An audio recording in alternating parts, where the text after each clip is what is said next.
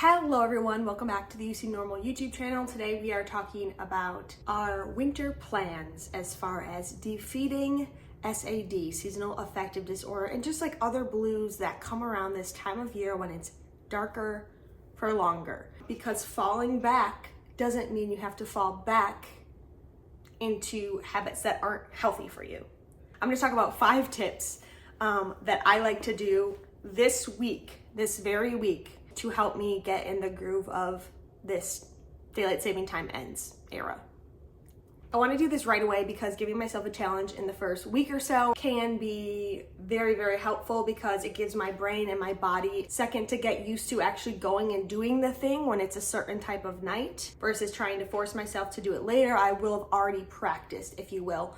I mean, if you started this last week, even more power to you. Let's get into it. So the first tip I have is bedtime earlier, wake time earlier, and that's because you are getting extra dark in the nighttime sooner, but you're getting an hour of daylight sooner in the morning time. And I don't want you to miss that hour of daylight in the morning. I think that could be really key to starting off the day right. Now, I do understand that people work nights, and so this might not actually apply to you as much, but if there is a way to introduce more daylight, that could be helpful. Number 2 is to get as much movement as possible, again, during the daylight. So there's really kind of that pressure because I personally, this could vary, but I personally like to get my exercise outside whenever possible. However, it's gonna get cold here. Up until the time when it's bitter cold, I'm still going to be going outside, doing walks, things like that. But I can't do that at night because it's a safety hazard because of bad murderers. And then also, I've been watching The Lincoln Lawyer. And then also just like cars not paying attention. So as many times as possible, I'm just gonna get a little bit more movement. I'm gonna take the stairs. I'm gonna go for a 5-minute walk every hour, as often as I think of it, so that movement gets in at that time. I don't find myself loving the idea of going down, hitting the gym, well, period, but at night, like after work. I don't find I don't love that. So I'm gonna try to do as much as I can just throughout the day to get me feeling as well as I can, because I know I might not be as committed to going down in the dark to the gym with the fluorescent lights and like moving my body after a whole day of work.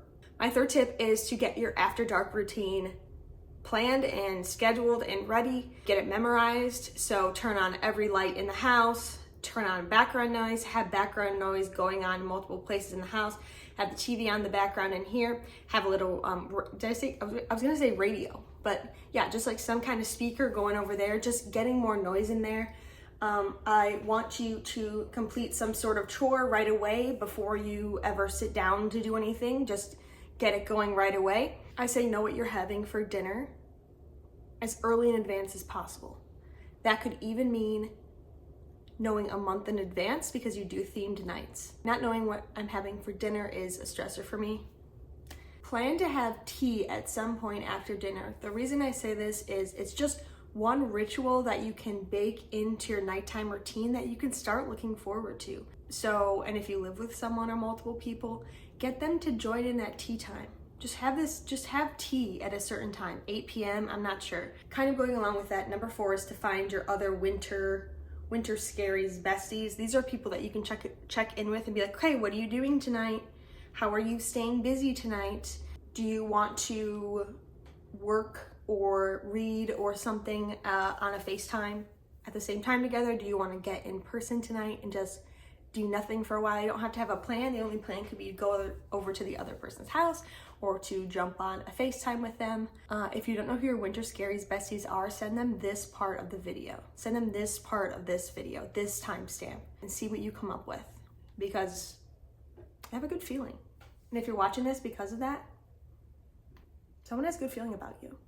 And number 5 is permission to spend a little money. I'm pretty frugal with money. Also, it is a symptom and common behavior of those with obsessive compulsive personality disorder, interestingly, which I'm going to be diving into that issue at some point, or that topic at some point. If you need to buy a few items to help you in your routine, to get you a new journal, a new craft, you want to invest in a streaming service for the winter, this is your permission to spend a little money. And this is especially for those of you who don't want to spend money at any time because you are saving it for like some emergency that is like not going to happen, but you already have plenty. This is specifically advice for you. If you're trying to save money, I would say go around the house, and this is my 6th. I realized I didn't talk about this, so this is like one of the most important. So I should probably move it up, but I'm not. So if you made this far, I'm so glad, because this is the most important one. And this is to create a board box. And a board box can be a physical box, bin, basket, corner, anything where it has a few activities, varied activities for you to do when you're like, I am gonna do nothing, like not even, I don't want to watch anything, or I want to do something while I'm watching something, or just a few examples. Go around your house, put stuff in it, or buy a few things from it, permission to spend a little money, and put it in your board box, whether that's a box or not. These boxes are a go-to area for you to go and get a little hit of dopamine in a more healthy way than like scrolling on your phone. So I'll give you an example. In college, my board box had some tea in it, had nail polish in it. It had a photo album in it for reminiscing purposes and happiness. It had a really short little cute book in it. It had a 300 to 500 piece puzzle. The reason I say that is you can get it done in a night. It had a Bop It, I'm pretty sure. It had a Rubik's Cube, just like various things. And I like the idea of there being tea and like something to go like, try to get something for each of your senses if you can in there, like silly putty, you know, touch. I don't know what here would be. I don't know, like, do you have an old iPod? I mean, that'd be so throwback if you could just throw on your Nano, throw on your Shuffle, your iPod Touch, just like get your phone in the other room. I mean, that would be so throwback and so positive for you. That's gonna be number 6/number 1, because that's the number 1 thing that you should get together in learning the routine and getting ready the routine and practicing the routine in the first 5 to 7 days, like I was saying, is you will find yourself turning on all the lights at night, turning on the background noise, throwing in the one load of laundry, doing the one chore, and then you'll gravitate toward the box.